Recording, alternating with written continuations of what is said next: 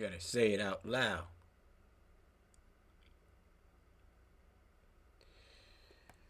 SP Convo. SP Convo. Let's do it. Yeah, yeah. Welcome back. Back with another one. Yeah, this is called America. Yeah, the country I'm born in. United States of America. Today I just want to, touch on some things. What makes America America? Of course, the music, the dance, the art, history of slavery. But I'm going to tell you, my America. My America as a child, going to school, playing basketball, jump up with the girls, exercising, playing baseball in the park, taking a blanket outside my house and going to the park over there, laying it down, just relaxing, reading a book, playing kick the can. My America, sunny days. I didn't have to worry about nothing. America, police officers roaming the street, families is united. How you doing? Good morning. Respecting your elders. Coming home by 5 o'clock when the street lights turn on. Respect for yourself. My America that I remember. No crime. Or if there was crime, it was isolated. Somebody must have did something in order for that result to come their way. My America was talking to my parents, and they allowed me to express myself, asking my parents for $1, going to the store, get a bag of chips, a juice, a snack. The America I knew, watching certain news programs, seeing how other countries lived. People in Russia standing behind a wall, not seeing their family members for 20, 30 years. That's the America I grew up in.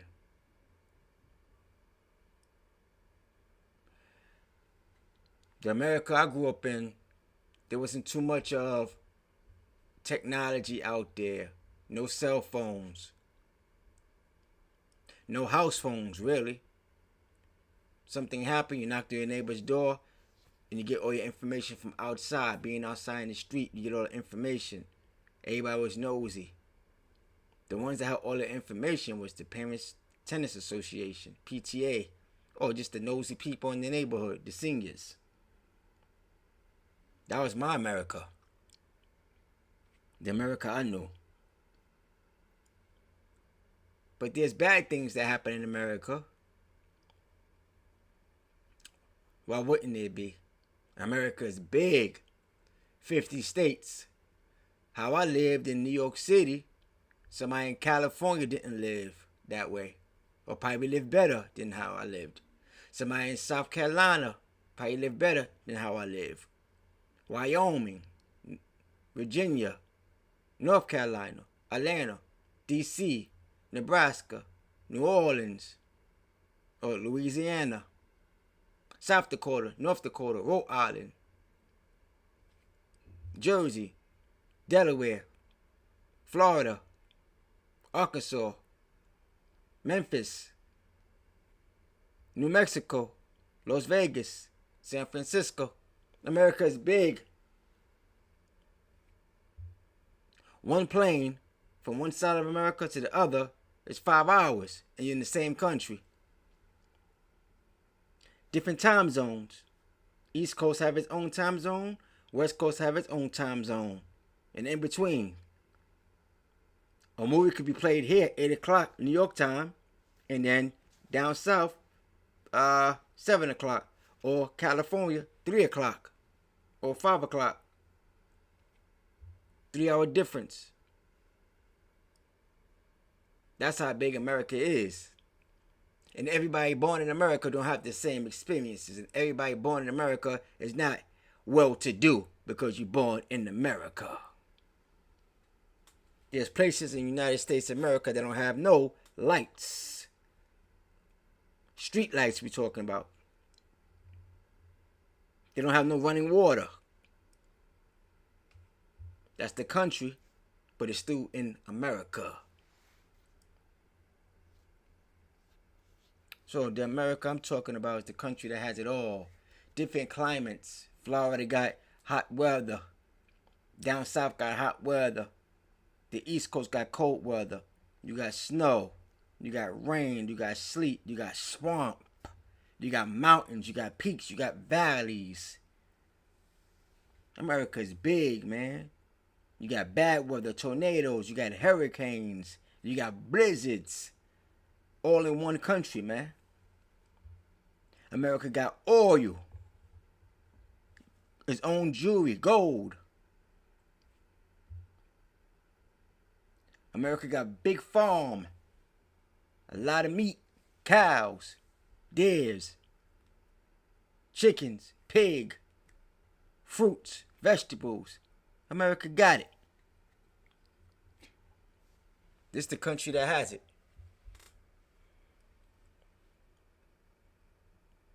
I'm going to talk about the things I remember. The things that came before me, I can't remember. So you want to look at that. But the main thing I want to talk about is America bringing unity. Black people in America reaching out for other people of color to come join America. Unite. So you can have a fulfilled multicultural country. Everybody on the same page.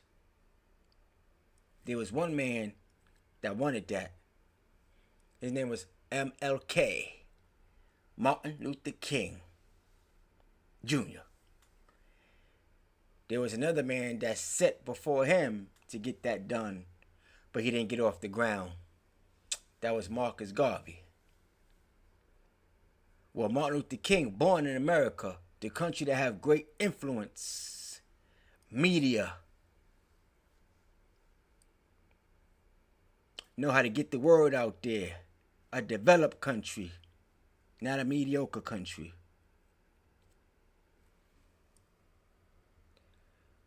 So when Marcus Garvey did it, he had his way, but he failed. When Martin Luther King did it, he captured the world. He was on his way, but he got derailed.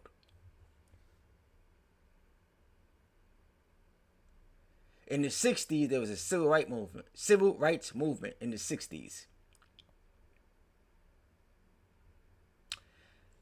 That meant all people of color around the world was able to relate to Martin Luther King when he said, it's time for America to open its arms up to the world.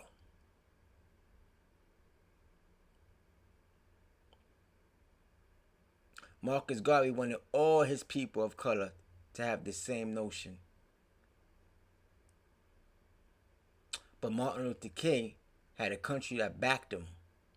The United States of America.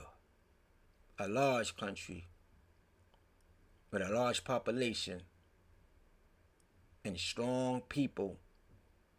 It took a while for him to get there, but the people became strong and they followed him all the way to the end. Now I don't know what America has become now. There's a lot of tension in America. At one time, it was a lot of happiness. My childhood, it was happiness. Or maybe I was a kid. Maybe the tension always been in America. But I was a kid. What do kids know? But America's still that same country. You don't have to worry about bombs falling out the sky. Nobody could just kick your door in and have their way with you. America is the country ran by laws, and everybody fall victim to the laws. Nobody's above the law. And I'm not talking the Steven Seagal movie. I'm talking a straight fact. Nobody's above the United States of America law. You do wrong, you get packed up and sent away for a long stay.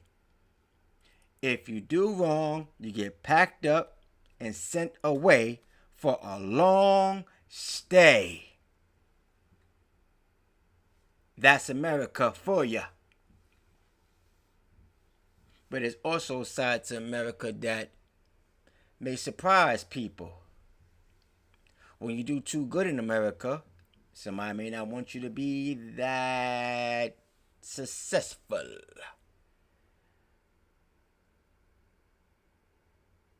My America has changed. I'm going to be honest. My America has changed. America is a system. They have traps in America. These traps happen to be anything that fulfill your curiosity. If your curiosity makes you want to look over there to see what's there, and you get arrested for being over there, that's you. So, if you don't have no traps, you don't have a new society. Hear me out. You have line A, line B. 2 lines going forward. There's a trap set. Line A may say, hey, I like the traps. Line B may say, no, I don't like the traps. Line A falls into the traps. Now that person is in prison. Now, how do you get out of prison? You need a lawyer. So somebody's going to school to benefit off of somebody doing wrong who's in prison. Now the lawyer has a job. The more people that fall into trap A, the more money that lawyer gets, the more he or she is able to have a lifestyle. Who decides how long you go to jail? The judge. So the more people that get locked up, the more a lawyer has a job, the more a judge gets to have cases. Oh, where they go after the sentence is done? Jail. Hey, correction officers. More prisons being built. That's a new society, its own world. The same way for B. All the kids that was afraid to fall into the traps. They did good in school. The teacher teaches the students. The students get the education. The teacher gets the props for teaching the kids. The principal that runs the school get the rewards for having good teachers that teach the students. The neighborhood that the school is in get the props for saying you have bright kids coming out that neighborhood. The city that school is in get the attention. So far, so on. America is different systems set up. So this country, the USA, is a country that's not like any other country. There's so many different complexities to this country that whatever skill you have coming from another country, you ain't making no big president in America, because it's already been done. That's my America that I know. It's already been built, already been thought of, already been done. Hands down. All the person is doing is adding on to it. But a person ain't definitely ain't inventing nothing new. It's already done. So if I made the first step and you add the second step, I already made the first step. I'm the one that figured out how to get that foundation, how to get that ball rolling. Or you just added on to it. My name going history. The one that made the step. Him. You just added on. It's like Michael Jordan. He the one that had to go through the struggle, losing all those games back to back to back. He figured it out. He put it out there. He put the team on his back and handled his business. He gets all the glorification, all the awards, all the legacy. Everybody else just get the add-ons. And when they tried to go out and do their own thing, they didn't get no result. Because it's Michael Jordan who's supposed to be there anyway. So, I'm going to share some things with you. Everything that I play is fair use, fair use, fair use. Add my comments to it. And we're going to see how it goes. how America that I remember, my America, now, the America that I'm in now, it's America that I don't have no idea. And I think America changed once this situation happened. Once this man spoke how he spoke and got derailed, America went to a different place. It was simpler times back then. Now it's times of uncertainty. Let's get it.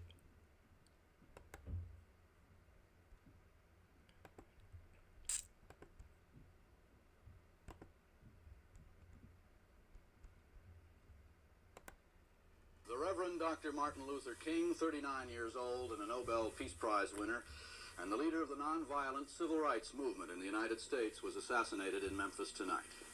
A sniper's bullet cut down Dr. King as he stood on a hotel balcony in Memphis. Within an hour, Dr. King was dead. That happened at 7 p.m. Eastern Time. The nation was shocked. President Johnson expressed horror and then postponed his trip to Hawaii until tomorrow. We're going to go to Memphis now. The Lorraine Motel is a favorite place for Negro leaders to stay while in Memphis. It's a very nice new modern motel. He was on the second floor balcony, standing exactly where these two officers are, talking with some of his aides at the time of the shooting. The scene immediately became confused. Officers ran forward and attempted to secure the area. The shot apparently came from an apartment building directly across the street. The members of Dr. King's staff were there discussing a mass rally which was planned for tonight. They said that suddenly there was a sound that sounded faintly like a firecracker or something, and he was talking about he was shot. The musical program for tonight's mass rally? Yeah. And he had asked you to play a special tune? Yes. Did he say anything after he was shot? Could you tell how seriously he was wounded? He just said, oh, and it knocked him back, off his feet. So he got knocked back off his feet. Somebody didn't want him here. The government, of course, because he made great changes if he was able to succeed and stay alive. He'd made great changes. Well, because of that, he was able to let America have more of a understanding to let migrants come in. Mainly people of color from all over the world was coming into America, because before then, America didn't want nobody dark inside of America. They already had blacks here. They didn't want no other black ethnic group or people of color in America. And when I first heard that, I said, wow. I didn't think that was true because, I'm a kid. But my grandmother expressed that to me. She said, you must respect black Americans in America, because if it wasn't for black Americans, I would not be able to come to America. You would not be able to be born in America. So my grandmother passed away at age 94, so she's seen a lot. So I'm not going to take away her knowledge, wisdom, and understanding. God bless you, Grandma. So my grandmother told me to respect American blacks. I'm going to respect American blacks. Period. So I think after that, America has changed. As like I said, it became a little bit more, welcoming. But that's for outsiders. They became more open armed for outsiders to come to the country. While for us that's in America, they try to make softer times. They try to bring that nostalgia back of humbleness. So they started creating TV shows, talk shows, sitcoms. One of my sitcoms I used to watch, or TV shows, were Mr. Belvedere. Now at that time, all you had was white actors. All the TV shows was white. There was nothing black. So in the 80s, it was all white. Partridge Family, Who's the Boss, Punky Brewster, Mr. Belvedere, Dynasty, Dallas, Dukes of Hazzard. Yeehaw! things like that you had to watch. Maybe you had a slither of black slither of black shows. What's Happening, The Jeffersons, Different Strokes. But around that, white. And I get it. They took over the country. It's their world. Blacks got to earn their keep. They got to fight for everything they want. They had to fight for everything they had. So Martin Luther King is gone. America started to change. Started to be more at ease with certain things. So this one of the shows that I grew up listening to was Mr. Belvedere. Now this actress going to speak about Mr. Belvedere. And one of the actors, former / baseball player, was Bob Uecker. He had a TV show after he did his baseball career. So just me watching these shows, watching white people on TV, and it takes away from, whatever was going on at the time. Because remember, you're a kid, you don't know what's going on. So those that was there for Martin Luther King, they knew what it was. I come after Martin Luther King, so I seen it on TV, but I wasn't there, so I don't know what it was. So every generation gonna have jump into this.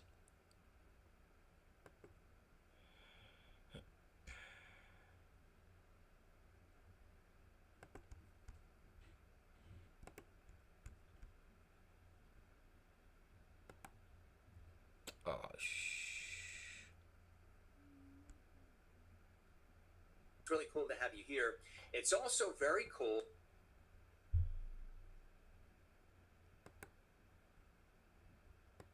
In addition, playing the role of Bob Angeles, California, the one and only Ilene Graff. Ilene, welcome. How are you today? I'm fine. My life just flashed across my mind. It's like, oh my God. It's like I'm Ralph Edwards, and this is your life. It's your life. It's really interesting. You don't think about all the things you've done. You get up in the morning, you do your things, you go to the market, you take care of business. And then someone like you, Jim, will start reading off your life and you go, oh, I'm exhausted just listening to everything and thinking about all the different things you've done. But that's true for everybody, not necessarily just in show business, but all of us, when we reach a certain point, there's a whole bunch of stuff that we've done and who thinks about all of it? And it's fun to be reminded sometimes. So thank you for opening my eyes up to what's going on for the past 50 years. It's hard to believe that 50 went by in a New York minute, didn't it? In a New York minute. My first Broadway show, Promises, was right after I graduated from college. I went to Ithaca College, upstate New York, and so you see,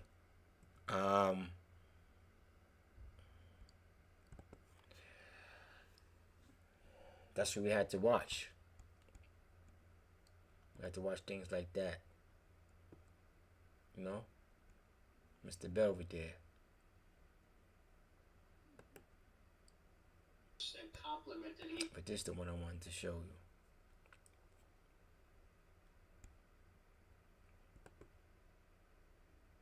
you. Yeah, this is the one.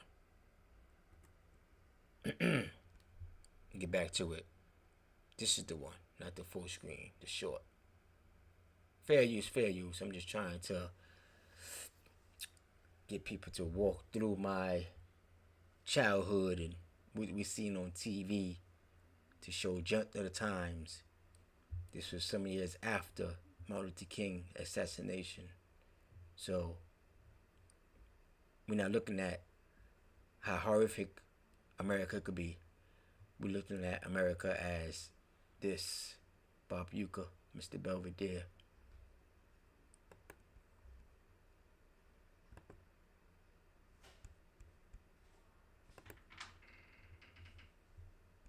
Oh, I keep doing the same thing. sometimes. So Forget it.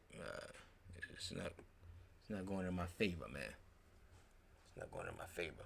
So that was some of the things I wanted to share.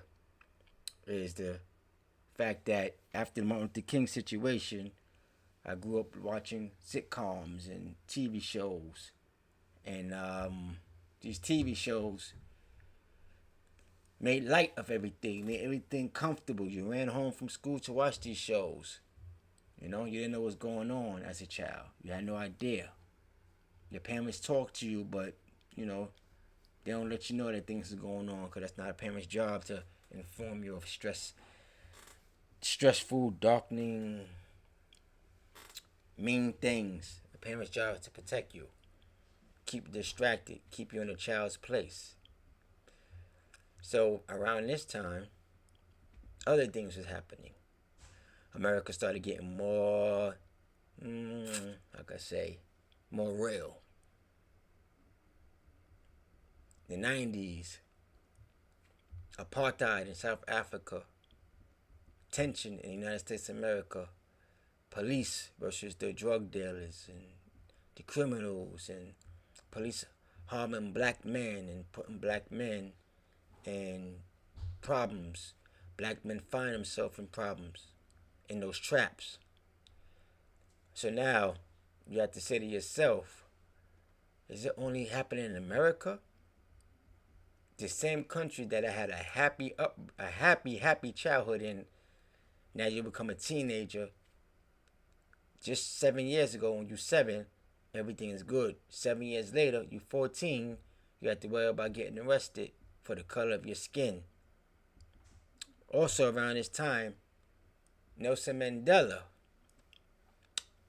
was soon to be released from prison. So a lot of black Americans was proud to say, yeah, black man getting out of jail. We all the same. We all are one. Free my people. Free my man. I was a teenager. I wasn't saying that. The older guys were saying that. My mom's recorded Nelson Mandela released from an African prison. In the streets of Harlem, there was blocks flooded waving an African flag. Free Mandela, free Mandela, Mandela's home. Black love, black unity. When Nelson Mandela came home, to certain people, that meant a milestone. But to other people would have Africa done for America. They could care less. Or just prior to Mandela coming home in the 80s, you had Americans starting to evolve. Fast pace. You had Americans getting involved into technology. So those that said, what had Africa done to me, those are the people that's too preoccupied into their own thing. A black man in America is not a black man in Africa. Each black person got to live where they live, and they have to deal with what they have to deal with. We all was one in skin color, but we all not the same in experience to what country we born in. Or maybe we do share the same experiences. So let's get a touch on what America was doing in 1982, just about 17 years after Martin Luther King got killed.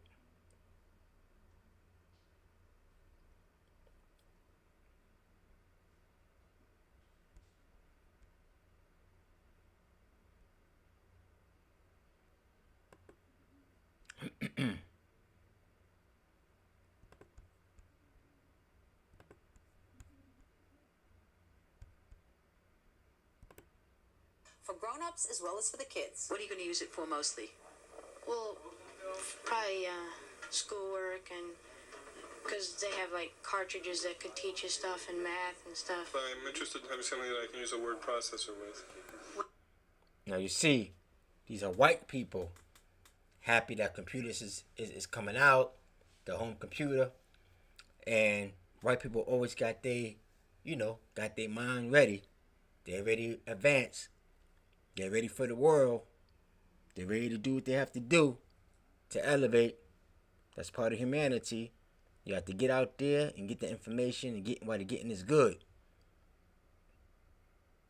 But you don't see no black people being able to afford computers unless that person was already established. Unless that person already knew what a computer was. But for the average people in the hood, they have no idea what a computer is. Don't know what it look like. And yet they're born in the number one country. In the first world country called United States of America, you have black people that's still way outdated when it comes to information and knowing things outside the basic norm. Other than washing their butt, eating, cooking, cleaning, reading, and math, they don't have no idea what the rest of the world within the United States of America contains. They have no idea. So let's continue. What do you want to do that for? Primarily for typing and working at home. Use it for trying to develop ways to make money. But computers can do a lot more than help you make money. They can provide games to amuse you. Now, you heard the black man said he can use computers to ways to make money. And this lady said, well, computers is used more than just to make money. Like, forget the fact that you just want to focus on making money. No, they don't want that. They want you distracted, playing video games. Keep your mind off the prize, off of being successful. And that's when I said to myself, wow, that's the trap. That's another trap. Not only prison, there's traps called confusion. Let me confuse this person. Let me shake over here so I could distract him. Distraction is another trap. Poisons is another trap, such as drug usage. Putting things out there to hold you back. Let's continue. They can be used to tell you what's playing at the theater or what you've got in the closet. And you can look for all your dresses, let's say, that are red, and you type in the machine, once you programmed it, of course. Let me see all my dresses that are red. This is a basic computer setup, about as basic as you can get. You take this, the program, on this tape cassette, you put it in the tape recorder, it feeds the information into the computer does what the program tells it, and feeds it out on your television set. If you could bake a cake and go from step to step and follow the instructions, you can write a program and use a computer. But when you buy a computer, you've got to make sure you'll be able to operate it. And if you don't know computer hardware from a hammer and a screwdriver, it could take you a while to learn. You can learn a language basically in a few weeks, but don't expect to buy the machine, go home, and be a whiz at it. It's going to take really months before you can do anything productive with it. Many youngsters learn computer science in school these days. But if you're out of school, make sure the computer you buy is simple enough so that even an adult can use it. So what we try to do is develop a self-teaching manual so that as you take it right out of the box, it tells you how to hook it up, how to even hook it up with your own television set as well, and learn to teach yourself as well. And you now look at it. Look at the price. You also have to teach yourself about prices. Now, who had that money in 1982? $1,995 for a computer. What black person you know had money like that other than that black man that was on the computer? So it's clear as day, he's already an IT technician. He already, had a good job. That's him. The rest of the people out there that was black didn't have it. And a lot of people that was white didn't have it. Oh, yes, sirree. A lot of people did not have that. A lot of people was way behind the 8 ball. America, the country that has it all, but don't share it all with its citizens. Only those that can afford to have it is allowed to have it. But if you don't got it, you ain't gonna get it. Woo! So this is 1982, 17 years after Martin Luther King get assassinated. Now they're introducing computers. 9 years after this computer thing, here come Nelson Mandela about to come home. So while America's in the computer phase, 1980s, Nelson Mandela in Africa just coming home. America had coverage of even his release from prison.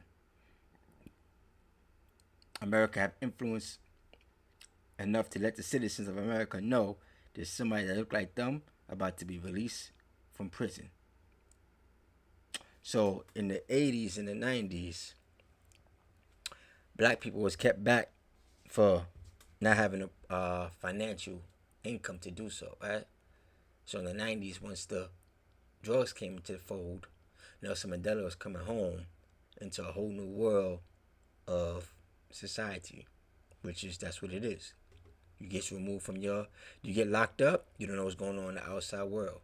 Okay, so black people in America is happy that Nelson Mandela was coming home, because at that time, he's fighting for civil rights, just like Martin Luther King was doing. And he got arrested for that. He got put in prison for 27 years for that. So Africa was 20 years behind America, because Martin Luther King got eliminated in the 60s. Africa was facing the apartheid in the 80s. Mandela was fighting for his apartheid in the 80s and got locked up. He's fighting in the 60s, but he got locked up and came home in the 90s, early 90s. So what's going on in America's civil rights? Africa had the apartheid in Africa. America is always more ahead of Africa. America is more influential than Africa. But America that we know today is not the America of then, because America of then didn't allow black people to host too many different things. So the information came third party.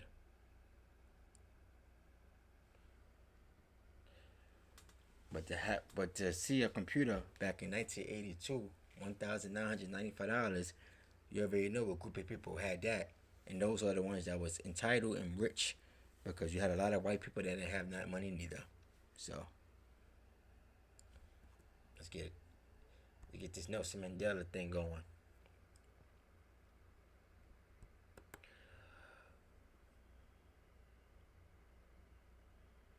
Now, when Nelson Mandela came home, as you heard me say, black people around the world, I'm going to say America, that's where I'm at. Black people in America was waiting for his release.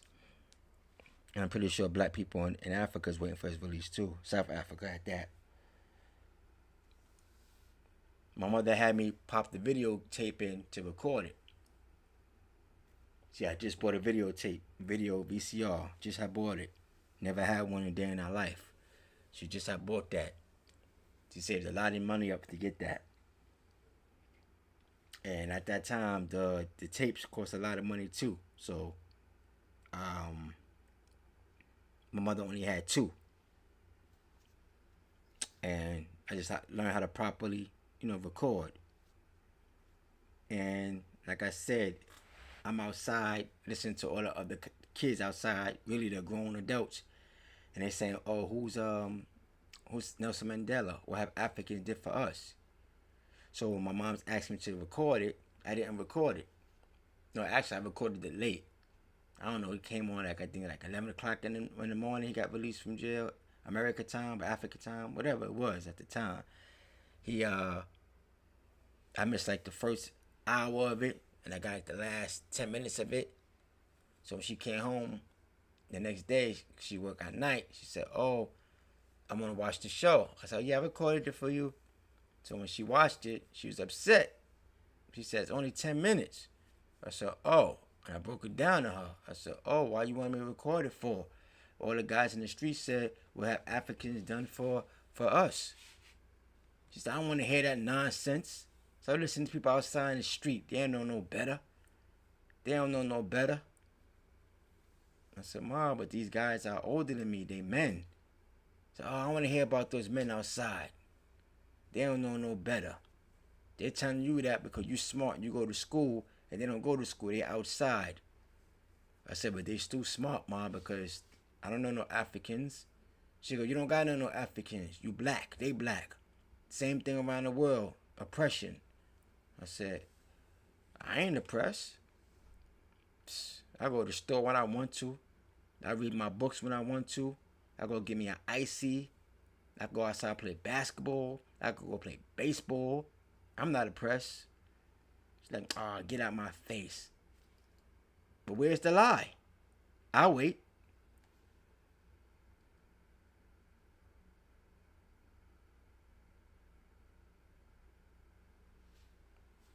I'm not oppressed. I wasn't oppressed.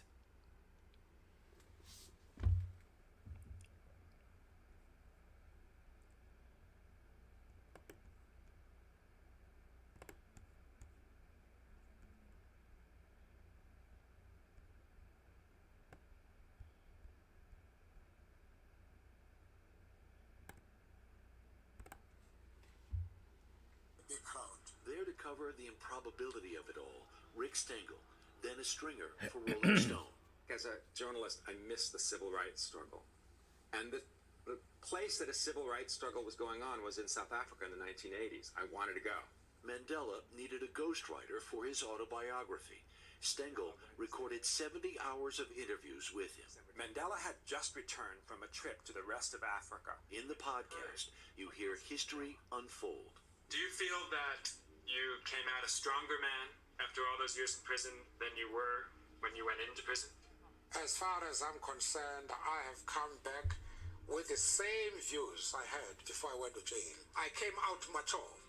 That I can say. The key, I thought, to who Mandela was and became was the prison years. It was like a crucible that burned away any excess metal. And that worked. That one, I'm going to say they broke him, and they glad they broke him, and they know they broke him from Nelson Mandela to say, I came out more mature. That how I carried myself back then is not the way to be. Because they locked him away for 27 years, so they broke him. Now to have pride, Nelson Mandela going to say he came out the same way. He just more easy going. Nah, that man was broken. He was broken. He was broken. So to go all the way back, my mom's just wrong, and them guys outside was right. Because they already knew what it was. What have Africans done for people in America?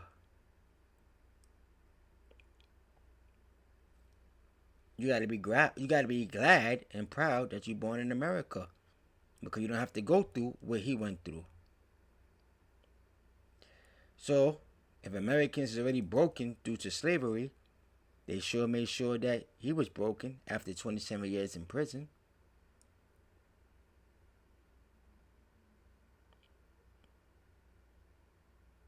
So now, after Martin Luther King, America put the distractions out there, the TV shows that make everything seem calm, cool, and collective. Then you got this man right here coming from a different country who's black, learn his lesson. They propped him up to be the president after doing 27 years in jail. That's how you know he already, bit the apple. He already was bought.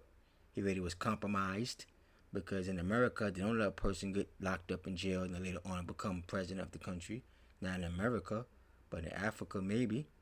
With people ruling you and giving you guiding points to let you know this is what you're going to say, this is what you're not going to say.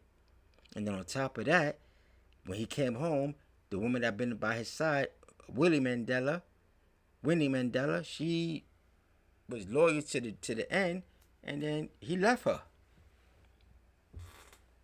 Why would he do that? Why would you leave a woman that was there by your side for all those years? So, I guess that's how it goes. Moving on. Word mature meant so much to him. Metal. And that word mature meant so much to him. The younger Mandela had been a revolutionary, an insurgent, a freedom fighter. As a young man, I was very radical, using high-flown language, fighting everybody. In that era, the United States refused to sanction South Africa, and it's long been rumored the CIA was complicit with the apartheid state in Mandela's arrest. Listen to this. How did they know where you were? They said it was an American consul or something like that. Yes, maybe it's with some CIA. Now they asked him how did he know where he was at. Nelson said there was an American spy letting him know what it was. Now when Martin Luther King got harmed, they said it was an African spy that let America know where Martin Luther King was. See? You see how the plot is the same? Did it switch swap? Connection.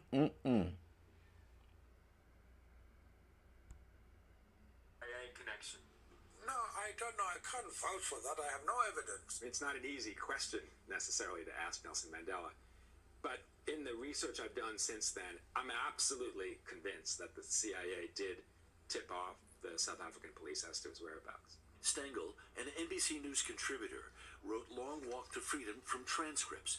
He'd not listened to the tapes in decades. When I first started hearing it, after not hearing it, I teared up all the time. For in Mandela, Stengel encountered the rarest of men, a person with unequivocal moral certainty. What was that one true thing that you learned? I kept looking for complexity, and I realize now, in going back, that there was a simpleness to him. His focus on freedom for his people, where he always comes back to that. Harry Smith, NBC News, New York. Yeah, he come back to that because what else he gonna do? What else he gonna do? Got no choice. So, as I said, in New York City and Harlem, back in 1991, they had the streets fold up. People waving the African flag. Nelson Mandela's home. Nelson Mandela's home. Nelson Mandela did whatever he had to do for his people at that time, became president. You know, they gave him a Cinderella farewell. Nelson Mandela said he can't vouch that somebody from America gave him up. He know what took place, but he was a broken man. He didn't want to go back inside that jail cell. So he said what he said. Cool. So then you had New Yorkers talk about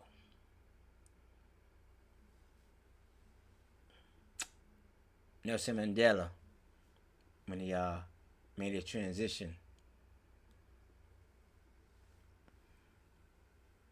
I'm gonna play quick 10 seconds of this man, 20 seconds of this man talking, then I'm gonna let it go.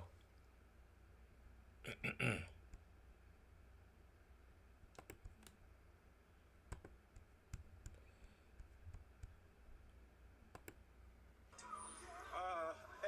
the strength of character of the man was just tremendous. So I think he's certainly an inspiration.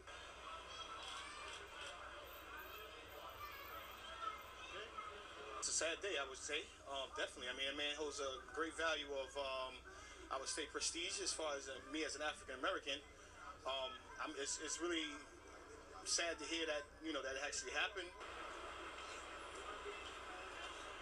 We all struggle, but for someone who's gone through what he has gone through, it's a learning process, and I think he's taught a lot of people a lot of different, a lot of things as far as just being mentally strong and again holding up to your values and believing in what your beliefs are.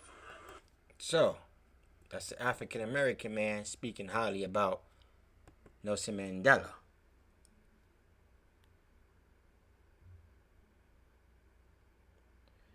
So, America now, back to American politics, American views, Americans' issues.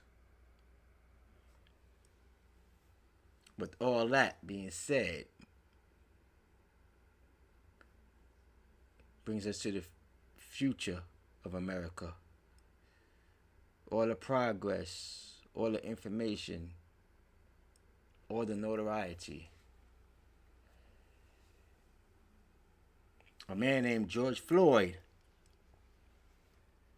became harmed in one of America's most controversial situations. A cop put a knee on this man's back, causing him to lose all the air out of his body until he expired. People watched this. Around the nation, people was disturbed. And then it made worldwide news. Just some years ago, 5 decades ago, Martin Luther King wanted everybody to come together, and then he became expired. Now you have George Floyd, a citizen that had issues. He took drugs. He was lost in society. And the cop put his knee in his back and unalived him and had no care in the world.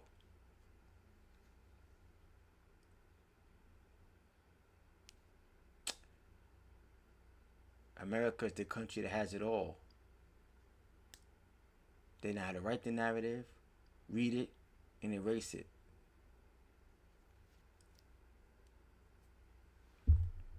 George Floyd never had a chance.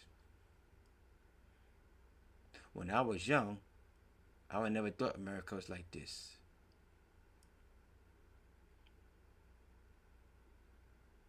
America is a cold place. So it's more than just the land of milk and honey. It's about everything. It's about everything in America.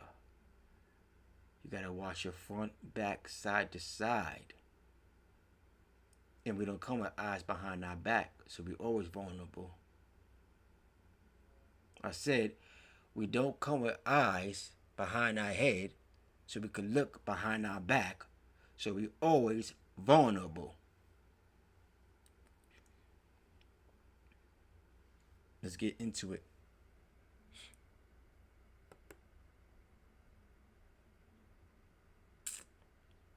Fair use, fair use. Every video that I'm playing is fair use.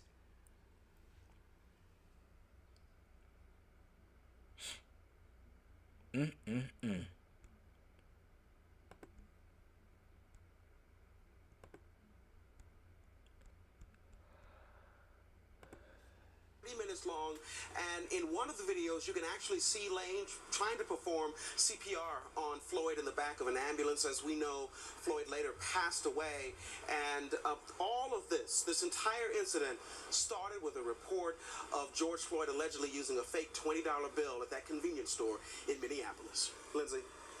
Thank you, sir. And no, I'm not comparing George Floyd. Let me put that out there. I'm not comparing George Floyd to the great Martin Luther King Jr. I'm only saying, from one black man more than 60 years ago that got expired, later on, another black man in the same country, a citizen, got expired. When will that stop? When will that change in America?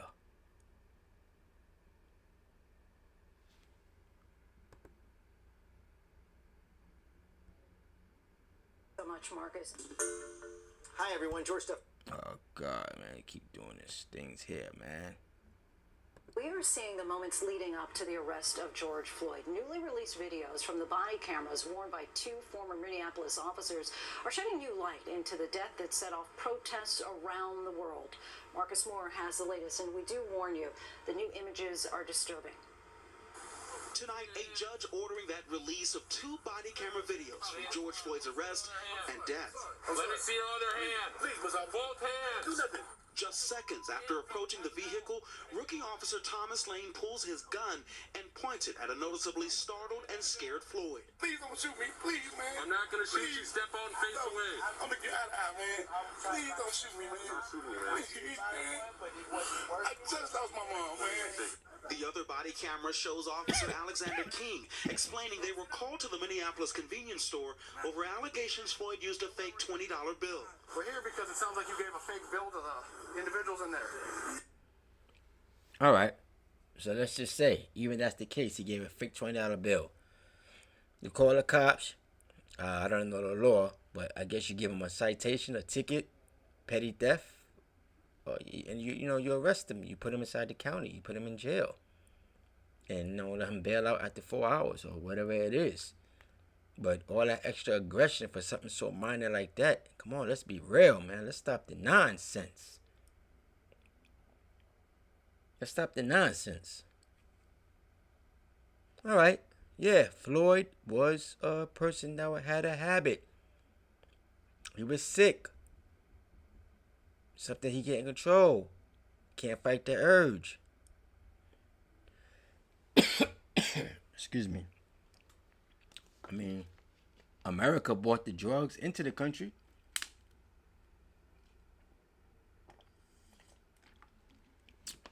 Yeah, I know. Because somebody brings something in here or somebody give you something, you have to take it or use it. I know. You don't have to take it or use it because somebody offered it to you.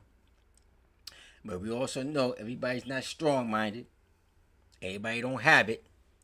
Some people need guidance. Some people need to be told what to do, what not to do. That's just how it is. But that man didn't have to go out like that, man. Calling for his mama. He's calling for his mama. He just lost his mama. He's calling for his mama. That was a scared man right there. Woo! Let's go. There is a brief struggle as the officers push the distraught Floyd into the back of a police vehicle. Seconds later, Floyd is pulled out the other side. That's when Officer Derek Chauvin would put his knee on Floyd's neck. Tonight, Chauvin faces charges, including second knee on Floyd's neck. Tonight, Derek Chauvin would put his knee on Floyd. That's when Officer Derek Chauvin would put his knee on Floyd's neck. Tonight, Chauvin faces charges, including second-degree murder and manslaughter. The three other officers at the scene each face aiding and abetting charges. Lindsay, these dramatic videos were entered into evidence as part of an effort to... Seconds later, Floyd is pulled out the other side. That's when Officer Derek Chauvin would put his knee on Floyd's neck. Tonight, Chauvin faces charges, including second-degree murder and manslaughter. The three other officers at the scene each face aiding and abetting charges. Lindsay, these... So, you see...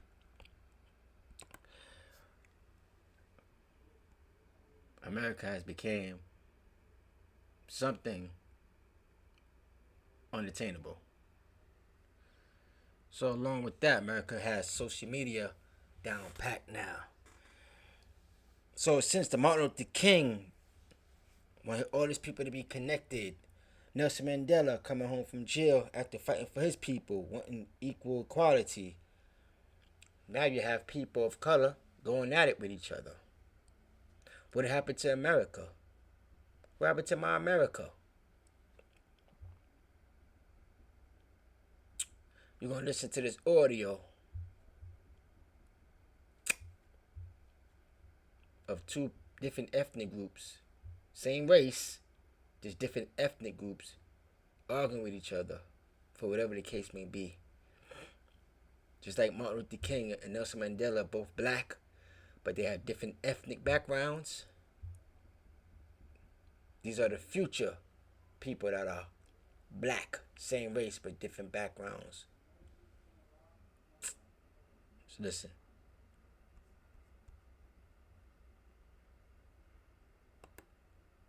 Black Americans concerned about Master's house. You addressing the prompt? Yeah, so black people in America are mad at foreigners coming into America. You think it's only black people in America, man? Well, if everybody here is black, then who's upset with foreigners coming into America? Americans. Okay, but people on the stage, are they white or black? No, I just don't want you to frame it like it's only black people. Oh, okay. Well, for Americans. Yeah, white Americans complain about foreigners. I don't care about what they. It's other kind of Americans. Well, even though they hear from somewhere else, but they did it the right way, they complaining about it too. Yeah, but we have to understand that as black people, or whatever you want to call yourself, if you're African American on your birth certificate, or Negro, or colored, or whatever your birth certificate says, then this. And again, I keep saying the same thing. This is not our land. This is technically their land. They have the rules. That's your opinion.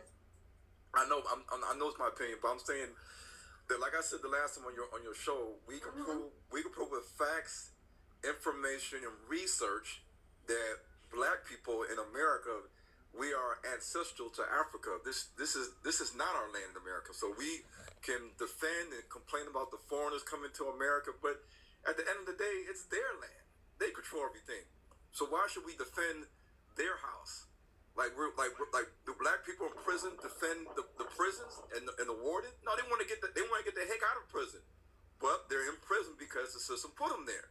So why would we want to defend a system or prison or plantation that oppresses us and it keeps us in bondage? We should be trying to get back to Africa like Marcus Garvey tried to do. And the small hats stopped him, and the Caucasians stopped him. Wait a minute. Who trying to go to Africa? You can go. So, really private.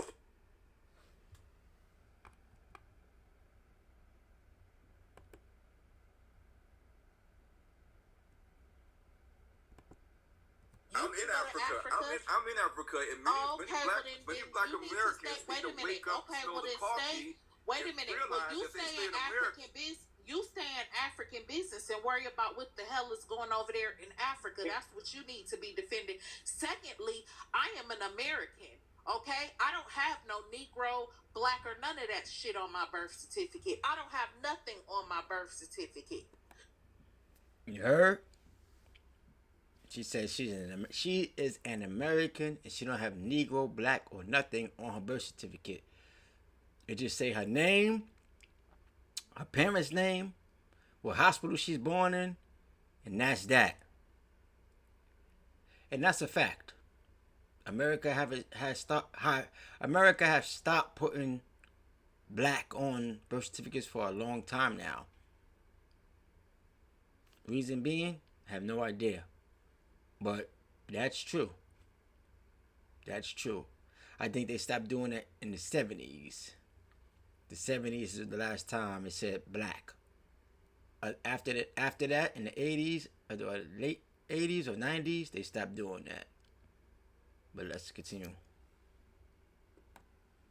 So you just came up here just spewing a whole lot of BS. Go talk to them Africans and figure out why they not united on their own continent. Let me ask. Okay, this is our house too, by the way. No, we're gonna let him. It's his turn. Hold on, it's his turn. So we're gonna let him go on and have his turn. So are you ready to address the prompt and have your turn, Hebrew? You can unmute yourself. The basics of human survival is food, water, shelter, and security. You cannot have that and provide that if you don't own the land. The white man owns the land of America, aka property taxes. If you don't have the money to afford to pay his property taxes, they will take the land and your house from you and anything that's on the land. So right then and there, they let you know that you can't provide the basics of survival, food, water, shelter, and security, because you can't even provide yourself to have the land in perpetual to it. So at the end of the day, why are we trying to stay here? Because this is their system. They set up for us to be enslaved. So if we stay here and be enslaved in Paris or get cancer, Yeah, this is the YouTuber Loves the World. I'm just using this for fair use. Just to bring a closing to my opening of this channel. SP Combos. Thumbnail. Topic. America. The country that has it all. Maybe not. One more minute. Then I'm going to close out. cancer and die from the food that we eat, and we can't afford no healthy food because we got to afford the food in the grocery store. Now you crashing out. Please don't say those words and get my live boomed. Okay, on the line, but at the end of the day, this is reality. Please respect my. If you want to be African over there in Africa, that's our you. DNA says we're African. Who cares? I don't care. Our DNA, so we can reject science. Science is reality. Okay, I'm not gonna argue with you. We'll be tussling tonight, mods and panelists. Who on our side? We gonna have a fight tonight. We've been fighting since we got up here. Then he left. Can I rebuttal that, please? He gone. Stuart wanted to say something. Yeah, the land grant deeds are in 15 different official government locations that still have our ethnicity on them as the landowners. All we have to do is make them go back to the original Constitution, which they are still using. 10 seconds so we can get to. Yeah, that's it. That's it. They're still using it to invade other countries. Well, I don't know about what he said, that part. I just know that my America has changed. And this is where we at now. So I hope you enjoyed today's show. If you like, click like. If you like, subscribe. Leave your comment. And be well.